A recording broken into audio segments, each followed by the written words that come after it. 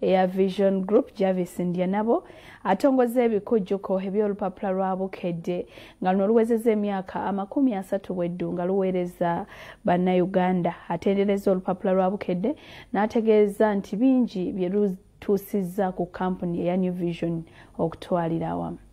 Olupapula lwa Bukedde luwezezza emyaka 3 nga luweereza bannayuganda amawulire agakyusizza obulamu bwabwe.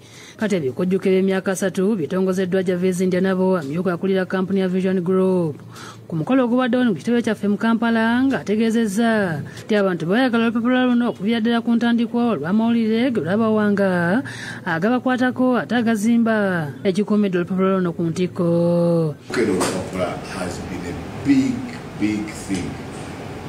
Nga lukola research nga lutuleetera amawulire agava everywhere about anything, about the development of the person, about the development of institutions, ebyobulimi, education, the pullouts from Bukedde. It's been a big thing. We know that it is Bukedde that gave birth to Bukedde Farmer.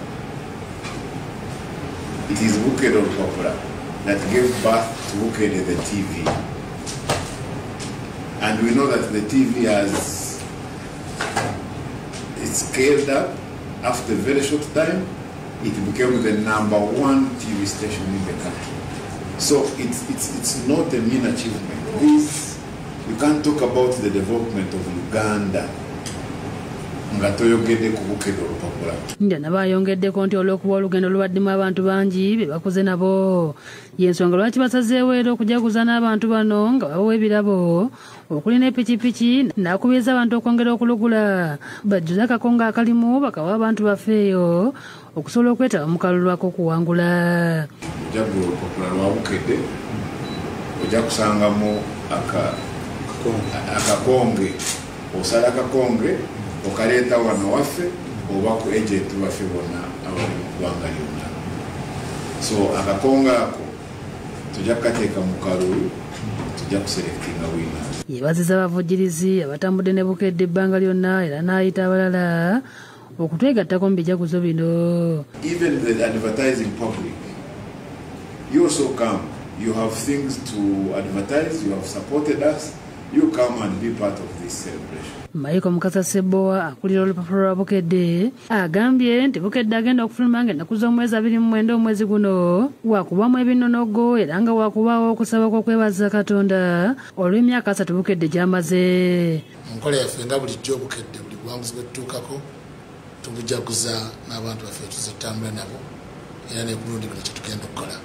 Tulina ne pikipiki abantu bagezaako bodaboda ze tugenda okugaba. So ebyokugaba bikyali bingi. Going to start running the promotion tomorrow. It's only a newspaper for 1,000 shillings. You buy your newspaper, your Bukedde paper, fill in the coupon, and then you can bring it to the offices to participate in the draw. But remember, the more coupons you fill in, the higher your chances of winning. Audrey Nsubuga amyuka akulira Star Times naye atendereza olupapula lwa Bukedde nga n'abanagula olupapula luno ne bajjuza akakonge balina ebirabo ebigenda obbaweebwa.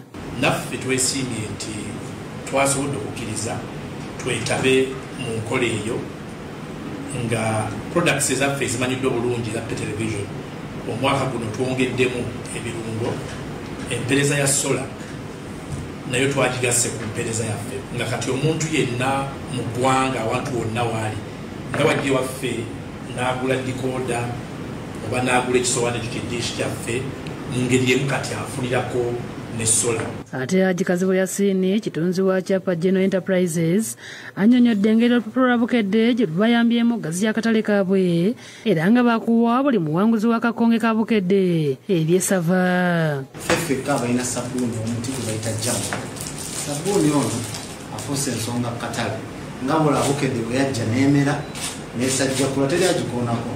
Sawa w'ekitiibwa muli bannantameggwa ateekoonako yaakwa naye naffe twagala tubeerenga mu katale ak'ebyokwoza naffe tuli baani bannantameggwa y'ensonga lwaki Bukedde bwe yatuyise twesiimye nnyo kwatugenda jagulizamu naki nabo. Ignatius Kamya yakusakidde eggulu lino ku lwa Bukedde TV.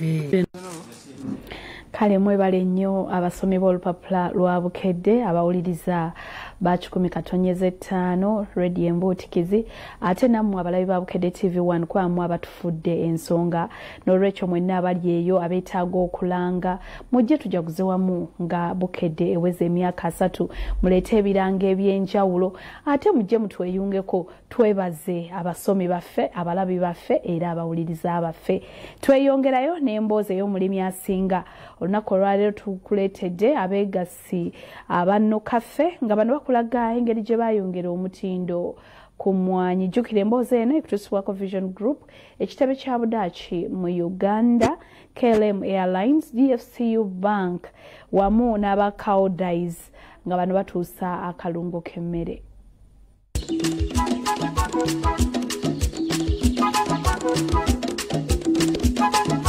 Mu nteekateeka y'okunoonya omulimi asinga 224 mulimu omutendera gw'ebibiina eby'obwegassi mu ngeri gye bakolera awamu okwekulaakulanya n'okuyamba abaliraanye. Kati leero tukuleetedde abeegatta mu kibiina kya Nokafe ekigatta abalimi b'emmwanyi nga bakulaga bwe batuuse mu kwongera omutindo ku mmwanyi zaabwe nga basangibwa Namanve. Joseph Nkaddu akulira ekibiina kya National Union of Coffee Agribusiness and Farm Enterprises Nokafe agamba nti bazadde be baali balimi b'emmwanyi abaavu kyokka nga ekirime kye balima kye kimu ku bisinga okubeera ebyettunzi mu nsi yonna. Era ne school fees ezantwala mu ssomero okusobola okusoma nazo nazijja mu mmwanyi naye wabula tebyali byangu nnyo. Agambye nti bwe yagenda Italy okusoma digiri ey'okubiri yakizuula nti mu kiseera ekyo kiro ya kaawa w'emmwanyi yali egula $160 nga muzaakuno ye $14,114 kyokka nga wano omulimi asula $2,000 singa atunda kibooko ate ng'atunze kase ng'afuna nusu kanaana. Tendera gwa coffee shop gye bayita restaurant oli wanywera kaawa mu kiro emu eyakaawa muvaamu ebikopo ebitaka wansi wa 8.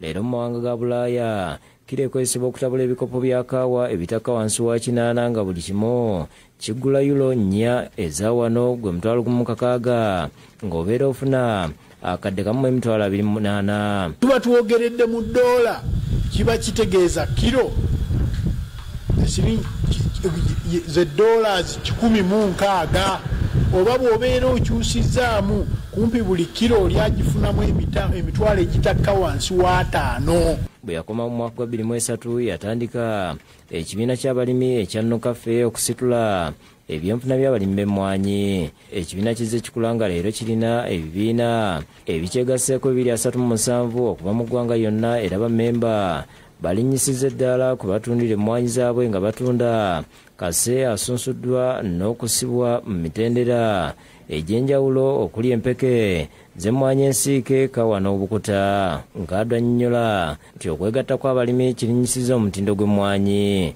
Kwe kulaba nti enfuna ye yeeyongera ebitundu ebitakka wansi wa 250 ku buli 100 okuva ku mutendera gwa kibooko kwe yali akola ki azitundirako.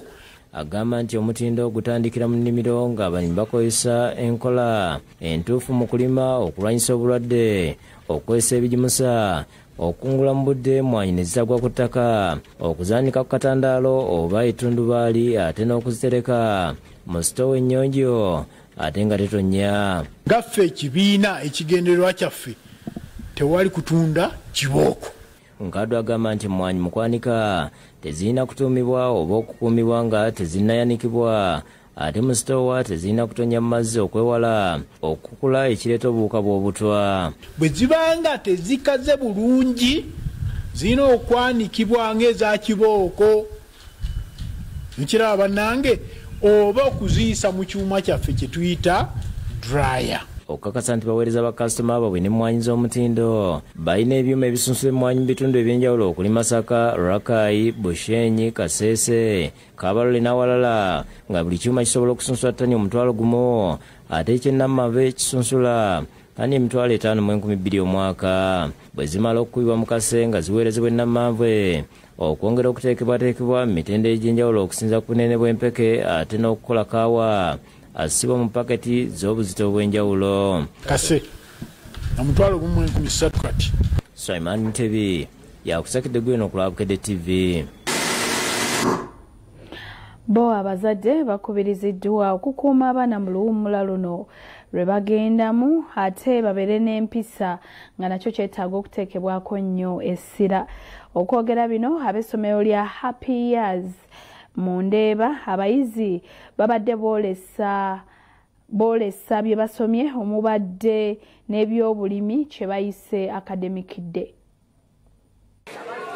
Abayizi ku ssomero lya Happy Years Ndeeba mu Kampala boolesezza bye basoma ng'olunaku luno lutumiddwa Academic Day 2024 nga ku byoleseddwa kubaddeko n'ebyemikono. Balaze engeri sabbuuni ow'amazzi gyakolebwamu, okusiika capati, okutunga ssaako n'ebyobulimi.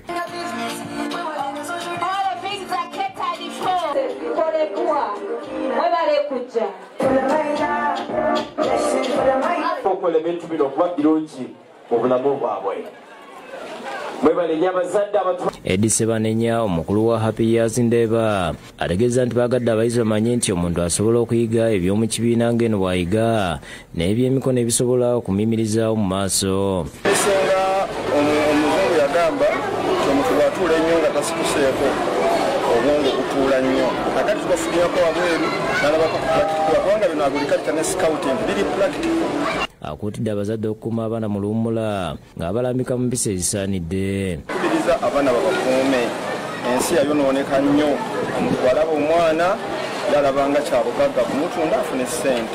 Agnes Nankabira omutandisi w'essomero lino asonze ku bukulu bw'okuyigiriza abayizi ebyemikono eby'omu mutwe. Tubalero lwabyansoma twatumye academic day twayagadde abaana balageko biki bye basoma si byakuwandiika naye bingi okugeza abaana baffe tubayigirize kulima era bw'otunuulira wano myaka otoweddewo ebirime byaki ebyenjawulo tubayigiriza nti naye bali babakoze ebyokulya tebabigula mu katale. Ayogedde ebibakuumira ku ntikko n'asiima abazadde olw'enkolagana ennungi. N'abayizi kubanga omuyizi ono nze nkimanyi nti wakati yasooka okwata bulungi omwana kiba kitegeeza nti n'omuzadde gyali abamugumu. Madrin Tendo nga yasomera ku ssomero lino era nga yabadde omugenyi omukulu asiimye omusingi ogwabasibwamu n'akuutira abazadde okufaayo eri abaana mu luwummula. Mbako okufe ng'abazadde okutegeera ki ekigenda maaso mu bulamu bw'omwana wo. Omwana gw'olina ewaka ye omwana ali ku ssomero oyogerako n'omusomesa ono omwana ono okusomera ali atya biki byakola what are their weaknesses what are their strengths. David Tamale yakusakidde gweno ku Lwabukedde TV.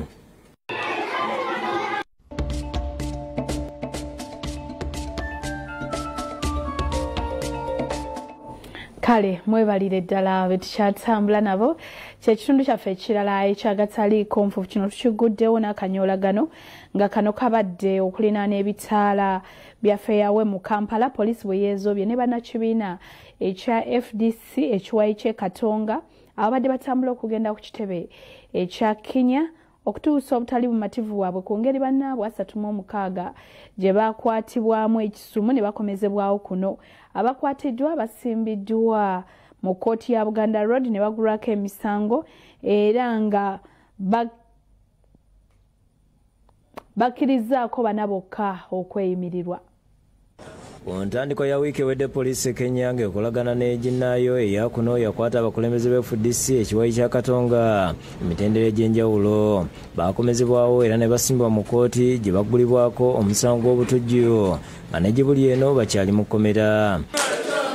Katulaalira abakulembeze ba FDC ekiwayi ky'e Katonga nga bakulembeddwa mu pulezidenti waabwe Erias Lukwago nga basinza ku kitebe kyabwe Katonga bategeeza bannamawulire nti si bamativu n'engeri gavumenti y'e Kenya gye yakwata mu bannaabwe batuuka okukomezebwawo kuno. Salamu Musumba amyuka pulezidenti wa FDC ekiwayi ky'e Katonga mu buvanjuba ategeeza nti ekibinja kya bannakibiina abakwatibwa Kenya baali bagenze kubangulwa mu by'obufuzi era bayita mu mitendera egyetaagisa okugenda ekisuumu. Kyakolebwa mu bumenyi bw'amateeka kubanga abantu baffe baali bagenze kusoma.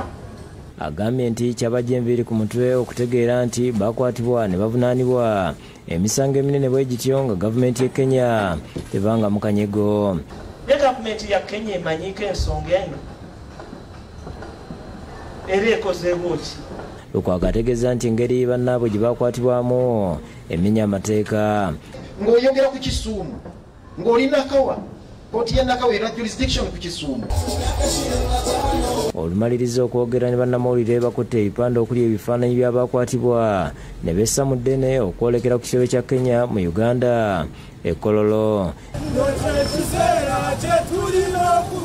Kyokka tebabaganyiza kusala bitaala bya feyawe ab'ebyokwerinda ne babasalako.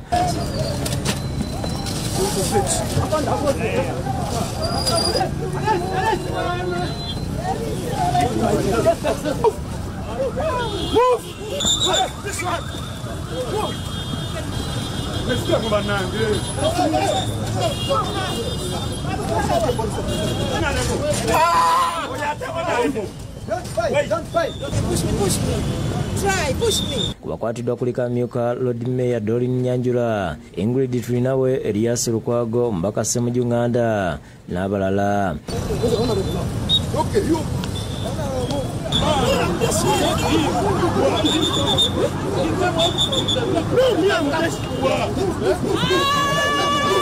Abawerako bakwatiddwa ne basibwa mu mmotoka ya poliisi akazibwako buli wendi nkusiba ne Kabangali. Tuli mu kunoonyereza ku kigambibwa okuba nti ne babadde beeyisanga ekitagasa nga kwotadde okuuma omuliro mu bantu okwekalakaasa. Oluvannyuma abeefudisi 14 bakwatibwa basimbiddwa mu maaso g'omulamuzi Ronald Kayizi owa Buganda Road.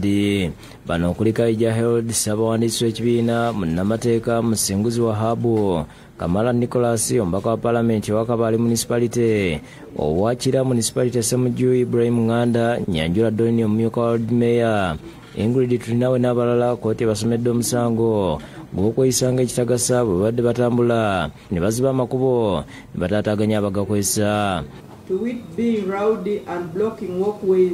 Omuwabi wa gavumenti Ivan Chaze ategeeza ng'okunoonyereza ku musango guno bwe kukyagenda mu maaso. Bannamateeka babakwate nga bakulembeddwamu Elias Lukwago ne Samuel Wanda basabye abantu baabwe kooti okukkiriza okusaba kwabwe okweyimirirwa era ne baleeta n'abeeyimiridde.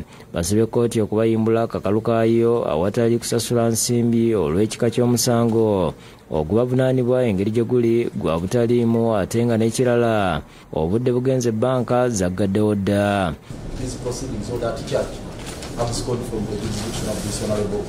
Ku 14 omulamuzi ayimbuddeko bana ku kakadde kamu n'abeeyimiridde. Obukadde butaano ezisaliza buliwo B10 abatakkiriziddwa kweyimirirwa n'abasindika ku alimanda okutuuka nga 7 omwezi guno era bonna lwe banaakomawo. I release the accused persons on a court bond of 1 million not cash. Each of the accused shall execute a bond of 5 million not cash. Matter shall come up on the 7th of August for bail application for those who have been remanded. Timbawuse bino bibakola bya kujoga na bujozi kati okwata otya bamemba ba parliament n'okwata abakulembeze ba FDC. Ate minisita w'ebyenjigiriza eby'amatendekero aga waggulu Dr. Jesse Muyingo akalaatidde bannayuganda okunyikiza enkola eya mwoyo gwa ggwanga nga bakola bulungi bwansi naddala mu bitundu gye bawangaalira. Abadde mu kulambula amakubo mu disitulikiti ey'e Luweero. Dr. Jesse Muyingo, minisita w'ebyenjigiriza by'amatendekero aga waggulu okubiriza abantu okunyikiza empisa ya bulungi bwansi. Abadde mu kulambula enguudo ez'enjawulo mu ssaza lye bamunanika mu disitulikiti y'e Luweero. Abatuuze ze bamulaajanira okubakolerako gye buvuddeko ng'atandikidde ku lugenda maaso n'okukolebwa olugatta kimwanyi ku bubuubi era ng'emmotoka esibye eribamu ettaka n'oluvannyuma guleeda eriggumize. Era bakulembeze abayita abakulembeze abateekateeka okwesimbawo mbasaba twagala ekitundu kyaffe tweteekemu omutima ogwagala ekitundu ate nga tukirumirirwa nga tukikolerera okubeera bulungi. Abakozesa oluguudo ono bamusiimye olw'entambula ebadde yafuuka enzibu. Nebaza Dr. Muyingo otukoya akasenyi kano kabadde kasumbuwa abaana baffe ng'abaana tebakyasoma era Mukama amuwe kyasinga okwagala. Oluvannyuma agenze ku kyalo Namawojjezirobwe okuyozayoza Madina Nabbumba. Omu ku baana be yaweerera ku nkola ya beefu ngo yasoma busomesa yunivasite Muni. Asibye omujaguza okwesa omukisa gw'okusaba ekifo mu masomero ga gavumenti nga mu kiseera kino gavumenti eteekateeka okuwandiisa abasomesa abasoma mu 6. ate n'amukuutira okufumbirwa. Soma bimukirizibwa okufuna abasajja mufumbirwe banakuba wakoze eki era mukikole njagala muleme kumatira n'ekyo kyemafunye njagala kasera mbere omweyongerako value buli kasera mweyongerako value.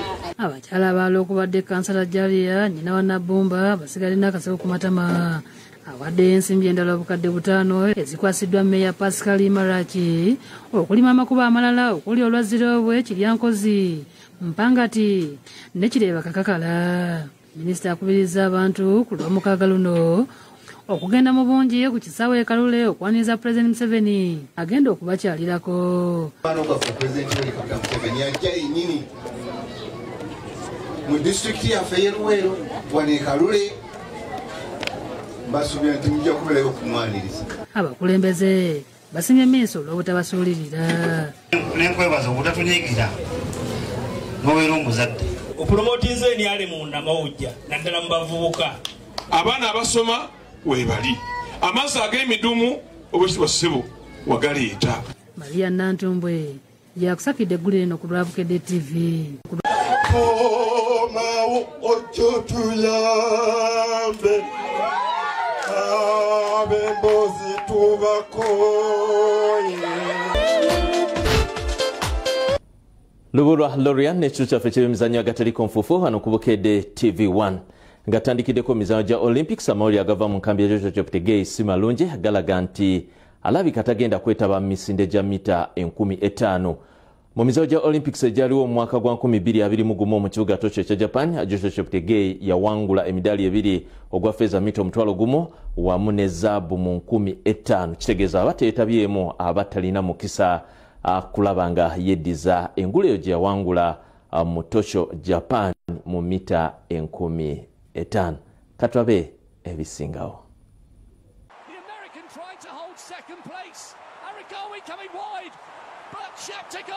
Ku Lwokutaano oluwedde